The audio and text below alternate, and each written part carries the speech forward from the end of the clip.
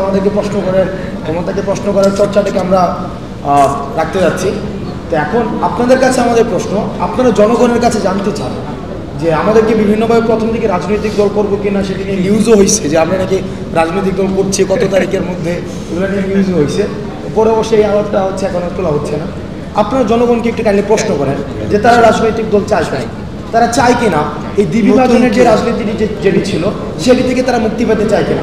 কারণ আমরা দেখেছি ক্লকওয়াইজ এবং অ্যান্টি ক্লকওয়াইজ করাপশন, অর্থাৎ গত 16 বছর একজন করাপশন করেছে একটা নামে। আপনি দেখবেন ঢাকায় আপনি একটা পরিবর্তন হয়েছে, কিন্তু ঢাকায় পোস্টারের জায়গায় পোস্টার আসছে, ছবিগুলো চেঞ্জ হয়েছে, তাই না?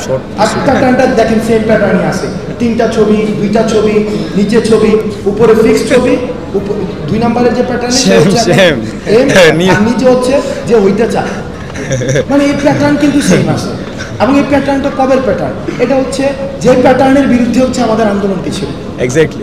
এখন আমরা রাজনৈতিক দল করছি কিনা সেই প্রশ্নটি আপাতত আপনাদের কাছে আমাদেরকে না করে আপনারা জনগণের কাছে জানতে চান, তারা এই ব্যানারের পরিবর্তন চায় কিনা, জনগণ এই সিস্টেমের পরিবর্তন চায় কিনা, এবং এই সিস্টেমের পরিবর্তনের জন্য তারা কোনো নতুন রাজনৈতিক দল চায় কিনা, সেটি জনগণকে প্রশ্ন করুন, জনগণ নির্ধারণ করবে। বাকির কিন্তু বলে দিয়েছে আমরা জনগণের ভাষাকে রূপান্তর করি, জনগণ চাইলে আমরা করব। জনগণের সিম্বলটা, যে সিম্বলটা দেখায় সেটাকে আমরা ভাষায় রূপান্তর করি। হাইকোর্টের ঘাড়ে বন্দুক রেখে, বিচার ব্যবস্থার ঘাড়ে বন্দুক রেখে, স্বাস্থ্য ব্যবস্থার ঘাড়ে বন্দুক রেখে, শিক্ষা ব্যবস্থাকে পুঁজি করে, আমাদের স্বাস্থ্য ব্যবস্থাকে পুঁজি করে, এই যে পুঁজি ভিত্তিক একটি বিভাজনের মধ্য দিয়ে, দ্বিবিভাজনের মধ্য দিয়ে সবসময় ফেসিজমকে সমূলে পুঁজিত করে রাখার চেষ্টা করা সবসময় হয়েছে। আমরা দেখেছি 5 জনের যখন হাইকোর্টের রায়টি হয়, সেখানে শিক্ষার্থীরা সেই রায়টিকে প্রত্যাখ্যান করে আন্দোলনটি শুরু করে, এবং সেই আন্দোলনের শুরুর দিকে আমাদের যে গত 18 বছর ধরে চলে আসা যে যেমন যখনই কেউ কোনো যৌক্তিক দাবিতে মাঠে আসতো তখনই তাকে রাজনীতিক পরিচয়ের মধ্যে দিয়ে কালার করা হতো। সে বিএনপি রাজনীতি করে, জামাতের রাজনীতি করে, শিবিরের রাজনীতি করে, অন্য রাজনীতি করে। অর্থাৎ ব্যাপারটি এমন ছিল, শুধুমাত্র আওয়ামী রাজনীতি ছাড়া অন্য কোনো রাজনীতি যদি কেউ করে তাহলে তার কোনো ধরনের যৌক্তিক দাবি জানানোর অধিকারটি তখন ছিল না, এবং সে মেনে নিয়েছিলাম। সেজন্য আমরা যখনই কোনো দাবি জানাতে যেতাম, আমরা সবসময় দাবিতে যতটা ফোকাস করতাম তার থেকে বেশি ফোকাস করতাম যে আমরা অরাজনৈতিক, আমরা কোনো রাজনৈতিক সংশ্লিষ্টতা নেই, আমরা কোনো রাজনৈতিক সংশ্লিষ্টতা নেই, আমরা কোনো রাজনৈতিক দলের সাথে নেই। দেখুন আমাদের কি ধরনের সেটি প্রভাব ফেলেছিল। এই যে বিরাজনীতিকরণের যে প্রক্রিয়াটি ছিল, আমরা গণমাধ্যম থেকে শুরু করে রাষ্ট্রের সকল প্রতিষ্ঠান এই বিষয়টিকে তারা মেনে নিয়েছিল। অর্থাৎ রাজনীতির বাইরে, আওয়ামী ধর্মের বাইরে আওয়ামী লীগ কিন্তু একটা কোনো রাজনীতি না, আওয়ামী লীগ ছিল একটা ধর্ম। অর্থাৎ ধর্মের অবয়বে বঙ্গবন্ধুকে, শেখ মুজিবকে একটা নবী হিসেবে উপস্থাপন করার চেষ্টা করা হয়েছিল, যে সবসময় তাকে আনচ্যালেঞ্জ, তাকে কখনোই কোনোভাবে চ্যালেঞ্জ জানানো যাবে না, আওয়ামী লীগকে কখনো চ্যালেঞ্জ জানানো যাবে না। এবং আমরা মনস্তাত্ত্বিক জায়গা থেকে সেই বিষয়টিকে আমরা মেনেও নিয়েছিলাম, এবং এই মেনে নেওয়ার জায়গায় ইন্ধন হিসেবে, ক্যাটালিস্ট হিসেবে কাজ করেছে গণমাধ্যম থেকে শুরু করে ব্যবসা প্রতিষ্ঠান, শিক্ষা প্রতিষ্ঠান, রাষ্ট্রের যে বিভিন্ন ইনস্টিটিউশনসগুলো রয়েছে, যারা এখন বিভিন্ন দাবিতে রাস্তায় নেমে আসছে, যারা অন্তর্বর্তীকালীন সরকারটি গঠিত না হতে হতেই রাস্তায় বিভিন্ন যৌক্তিক দাবিতে নেমে আসছে। আমি প্রশ্ন রাখতে চাই, আপনারা এতদিন কোথায় ছিলেন? গত 16 বছর ধরে আপনি কেন ক্ষমতাকে প্রশ্ন করতে পারেন? কেন ফেসিবাদকে প্রশ্ন করতে পারেন? কেন রাষ্ট্র, আপনি রাস্তায় দাঁড়াতেন যখন আপনাকে বলতে হতো যে আপনি রাস্তায় আপনাকে বলতে হতো আপনি রাজনৈতিক দলের সাথে সংশ্লিষ্ট না, কেন রাজনৈতিক দলের সাথে সংশ্লিষ্ট হলে কেন দাবিটি জানাতে পারবেন না? আমাদের এই জায়গায় প্রশ্ন রাখতে হবে, আমাদের চিন্তা জগতে একটি প্রশ্ন আমাদের সবসময় রাখতে হবে। এই যে আমরা ক্ষমতাকে প্রশ্ন করা শিখেছি, সেটি ধারাবাহিকতা অব্যাহত রাখতে হবে। এটা হচ্ছে একটা ডাইমেনশন। একটা বিষয় কি, এই যে আওয়ামী লীগকে মেনে নেওয়ার যে বিষয়টি, আমাদের সব জায়গা থেকে আমরা মেনে নিয়েছিলাম হাসিনা, খুনি হাসিনা, এবং যে মুজিববাদ যে আমাদের সংবিধানে যেটা রিফ্লেকশন ঘটেছে, সংবিধানটা মূলত হচ্ছে, এখন আমরা দেখছি এটা নিয়ে বিভিন্ন জায়গায় তর্ক হচ্ছে, আলাপ হচ্ছে বিভিন্ন জায়গায়, এবং আমরা সেটা নিয়ে বেশ চর্চা দেখছি। দেখেন এই যে 72-এর যে সংবিধানটা প্রণীত হয়েছিল, এই সংবিধানটা কিন্তু একটা জাতীয় সংবিধানের জায়গায়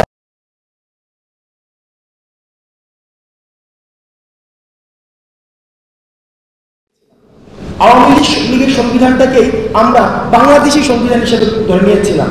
অর্থাৎ দেখেন, একটা দলের সংবিধানকে যখন একটা দেশের সংবিধান হিসেবে চাপিয়ে দিতে চায়, সেই জায়গাতে হচ্ছে ফেসিবাদের প্রথম বীজটা হিসাবে। এই যে এত বছর পরে আমাদের দ্বিতীয় স্বাধীনতার আগ পর্যন্ত কিন্তু আমরা সেই জায়গায় কখনো প্রশ্ন করতে পারি না। আমরা এই জায়গায় দাঁড়িয়ে আমরা মনে করি, যেহেতু আমাদের এই 24-এর দায় আমাদের রয়েছে, 24 এর বিনিময় মূল্য, এই বিনিময় মূল্য আমাদের এখনো পর্যন্ত হাজারেরও অধিক শহীদ হয়েছে এবং প্রত্যক্ষ পরোক্ষভাবে লক্ষাধিক আহত হয়েছে। কিভাবে? দেখেন, শুধুমাত্র যে আপনারা একটা প্রজন্মকে আপনারা মেন্টাল ট্রমার মধ্যে আপনারা ঠেলে দিয়েছেন। এই যে আপনাদের সামনে যারা রয়েছে, আপনাদের ভাষা বুঝতে পারেন না। একটা প্রজন্ম, এই প্রজন্মর মেন্টাল ট্রমার এই দায়ভার যারা 71কে পুঁজি করে, যারা মুজিববাদকে পুঁজি করে, যারা হাসিনাকে পুঁজি করে, শেখ মুজিবকে পুঁজি করে, যারা 24 পর্যন্ত ফেসিবাদকে টেনে নিয়ে এসছে, এই প্রজন্মকে এই মেন্টাল ট্রমাতে যে ফেলেছে, সেটির দায়ভার তাদেরকে নিতে হবে। এবং সেটির দায়ভার তারা যদি স্বীকার না করে, তাদের দোষ যদি স্বীকার না করে, তাহলে পরবর্তীতে যে তাদেরকে রাজনীতিতে পুনর্বাসন যে চিন্তাটি করছে, সেই চিন্তাটি তাদের বুমেরাং হবে।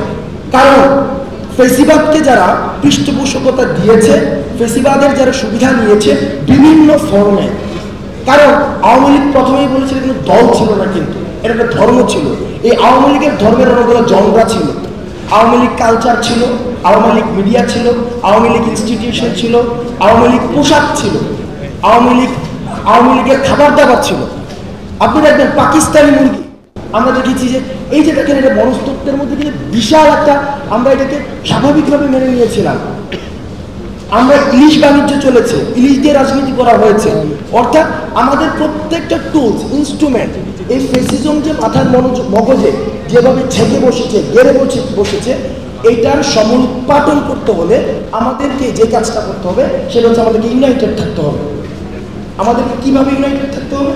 দেখেন, যখন কনস্ট্রাকশন ডিস্ট্রাকশন হয়, কোনো কিছু ডিস্ট্রাকশনের সময় সবাই এক হয়ে যায়, কিন্তু কনস্ট্রাকশন যখন ঘটতে যায়, তখন সেখানে বিভাজনের রাজনীতি সৃষ্টি করা হয়। যেমন তোমরা দেখেছি, যখন 47-এ দেশটাকে ভাগ করার কথা ছিল, তখন আমরা দেখেছি সবাই এক হয়ে গিয়েছিল। 71 মুক্তিযুদ্ধ হয়েছিল, সবাই এক হয়ে গিয়েছিল। আবার 24-এ যখন খুনি ফেসিবাদকে আমরা পতন ঘটাতে চেয়েছিলাম, সবাই এক হয়ে গিয়েছিল। যখনই এখন আমরা বিনির্মাণের দিকে যাচ্ছি, পুনর্গঠনের দিকে যাচ্ছি, তখন আমরা দেখছি আবার বিভাজনের যে রাজনৈতিক যে টুল, সেটাকে আবার ইনজেক্ট করার চেষ্টা করা হচ্ছে। কিন্তু আমরা ছাত্র নাগরিকদের পক্ষ থেকে আপনাদেরকে বলতে চাই, আপনারা যারা বুদ্ধিবৃত্তিক মহলে ফেসিবাদী রাজনীতিকে পুনর্বাসন করতে যাচ্ছেন, আপনারা ফেল মারছেন অনেক আগে। এই ছাত্র নাগরিক যাদেরকে আপনারা সিজলেস আপনারা মেন্টাল ট্রমার মধ্যে ফেলে দিয়েছেন, তাদের রাজনৈতিক চিন্তাধারা বিকশিত হওয়ার পথটাকে আপনারা রুদ্ধ করে দিয়েছেন, সেটির দায়ভার আপনাদেরকে নিতে হবে।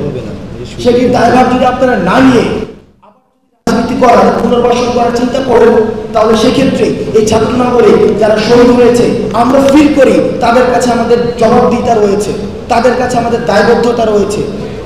সেই জায়গা থেকে আমরা সবাইকে, বিশেষ করে আমাদের প্রজন্ম যারা রয়েছে, ছাত্র নাগরিকের যে প্রজন্ম রয়েছে, আমি আপনাদের কিছু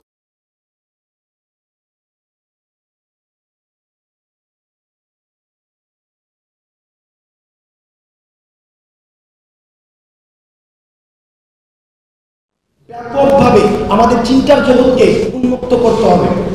আমাদের নিজেদের মধ্যে প্রিন্সিপালস, আমরা ভবিষ্যতে বাংলাদেশ পুনর্গঠনের জন্য কোন কোন প্রিন্সিপালের ভিত্তিতে বাংলাদেশকে পুনর্গঠন করব, যেখানে আর কখনোই কোনো ধরনের কোনো রূপে আর ফেসিজম ফিরবে না, যেখানে গণমাধ্যমের স্বাধীনতা নিশ্চিত করা হবে, যেখানে আমাকে কখনোই কোনো রাস্তায় দাবি নিয়ে এসে আমাকে বলতে হবে না যে আমি কোনো রাজনীতির সাথে সংশ্লিষ্ট না, সুতরাং আমার দাবিটি মেনে নাও। এই ধরনের রাষ্ট্র ব্যবস্থাকে নিশ্চিত করার জন্য আমাদের কিছু ভ্যালুস ক্রিয়েট করতে হবে, আমাদের প্রিন্সিপালস ক্রিয়েট করতে হবে, যে প্রিন্সিপালসের ভিত্তিতে, ভ্যালুসের ভিত্তিতে, যেখানে ছাত্র নাগরিকের অংশগ্রহণের ভিত্তিতে সেটি লিগেসিকে মেনটেন করতে পারবো এবং আমাদের বাংলাদেশকে পুনর্গঠনের একদম চূড়ান্ত মাত্রাটি আমরা নিশ্চিত করতে পারবো। সেই জায়গাতে আমাদের প্রথম যে কাজটি করতে হবে, আমাদেরকে ইউনাইটেড থাকতে হবে।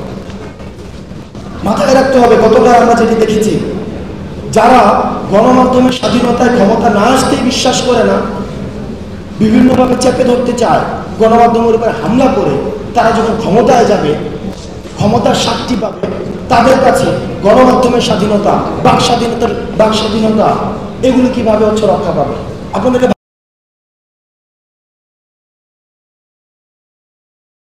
আমরা দেখেছি গণমাধ্যম যখন প্রশ্ন করতো গণভবনে, প্রত্যেকটি প্রশ্নে একটি বিনিময় মূল্য থাকতো। হয়তো একটি প্রশ্ন দিয়ে তারা এটা দিয়ে হচ্ছে ইউনাইটেড নেশন একটি ট্যুরে যাবে, হয়তো পূর্বাঞ্চলে একটি প্লট পাবে, অথবা প্রধানমন্ত্রী সফরসঙ্গী হবে। অর্থাৎ তাদের প্রশ্নগুলো করা হতো এমনভাবে যে প্রশ্নের বিনিময় মূল্য তারা এইভাবে পাবে, অথবা বঙ্গভবনে ঢোকার একটি পাস কার্ড পাবে, অথবা সচিবালয়ের একটি পাস কার্ড পেয়ে যাবে। আমি গণমাধ্যম সবাই না, কারণ সব গণমাধ্যমের যে ভূমিকাটি আমি বলছি, সচেতন করছি যে আপনাদের ভূমিকাটি অনেকের কোন জায়গায় ছিল। অর্থাৎ আপনাদের বিনিময় মূল্যের যদি প্রশ্ন এমন হয় যে ইউনাইটেড নেশনসে যাওয়ার জন্য, সফরসঙ্গী হওয়ার জন্য, পূর্বাঞ্চলে প্লট পাওয়ার জন্য, এডিটর্স গিল্ডের সদস্য হওয়ার জন্য, সংসদ ভবনের পাস পাওয়ার জন্য, সচিবালয়ের পাস পাওয়ার জন্য, তাহলে আপনারা জাতিকে যে মেন্টাল ট্রমার মধ্যে রাখবেন সেটির দায়ভার কোনো কিছু দিয়ে ক্ষতিপূরণ সম্ভব না।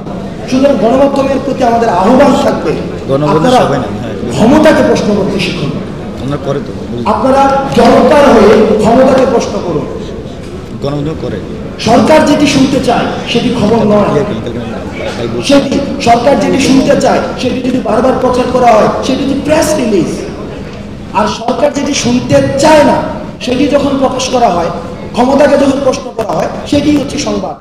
আমরা আহ্বান জানাই, আমরা স্বাগত জানাই, আমরা যে অন্তর্বর্তীকালীন সরকার এত শহীদের রক্তে ঘামে জীবনের বিনিময়ে প্রতিষ্ঠিত হয়েছে, আমরা এই ক্ষমতাকে প্রশ্ন করার যে স্বাধীনতাটি, তাহলে আপনাদের গণমাধ্যমের যে একটু অংশ যে ঋণী করে দিয়ে গেছেন, তাদের যে কিছু গিল্ট রয়েছে, সেটি হচ্ছে দায়ভার কিছুটা হলে এড়ানো সম্ভব।